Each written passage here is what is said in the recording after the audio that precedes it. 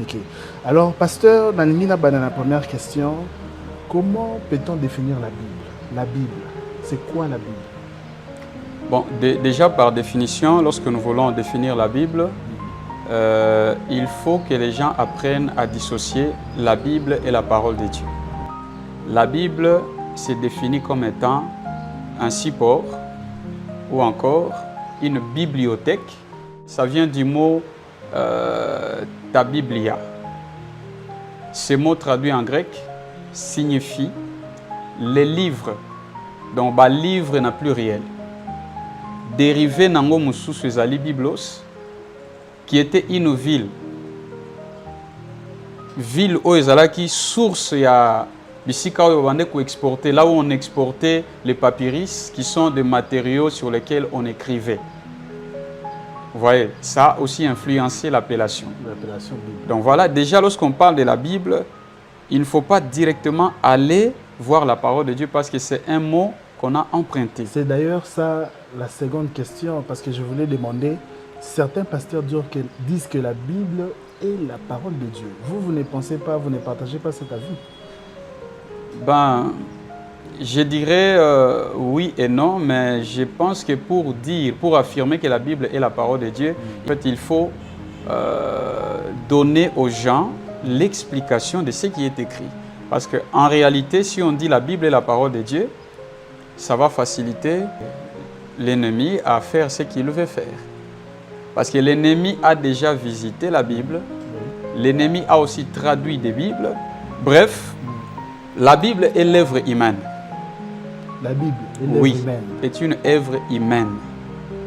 Mais la parole de Dieu est une révélation, est une révélation divine. Donc, on peut dire que la Bible c'est quelque chose ou un support qui porte la parole de Dieu. Donc, qui contient la parole qui contient la parole. Oui. Oui, on peut aussi dire qu'il porte, c'est comme un moyen de transport. C'est la chose qui nous amène la parole. Mais la parole de Dieu ne passe pas forcément par la Bible.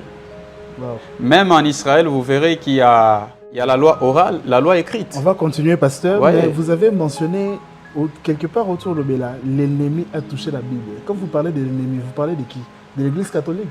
Parce que apparemment c'est l'Église catholique qui a traduit le plus les Bibles.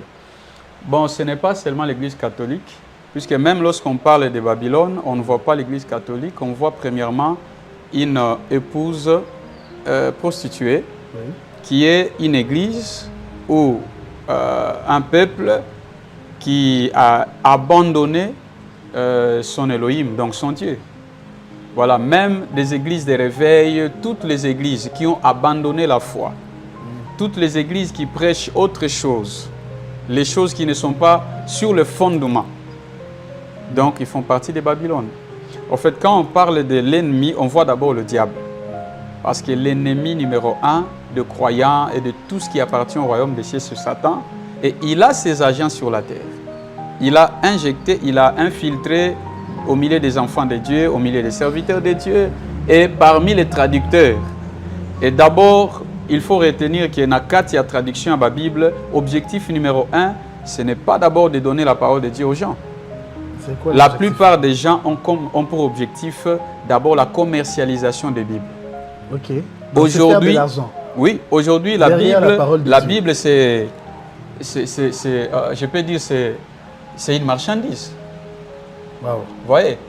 Et je peux prouver cela. Si vous regardez par exemple Louis II, cette Bible Louis II, il y a des Bibles défectueuses, mais qui sont restées dans le marché. En raison parce qu'ils veulent commercialiser la Bible. De l'argent que ça rapporte. La Bible à pochette noire et tambolaki mingi. Version on a déjà batubalinga kiango. Même s'ils ont trouvé qu'il y avait des choses, il y avait des reproches, il y avait des choses à corriger, ils ont laissé ça. Donc parce que premièrement, la plupart des gens qui traduisent des Bibles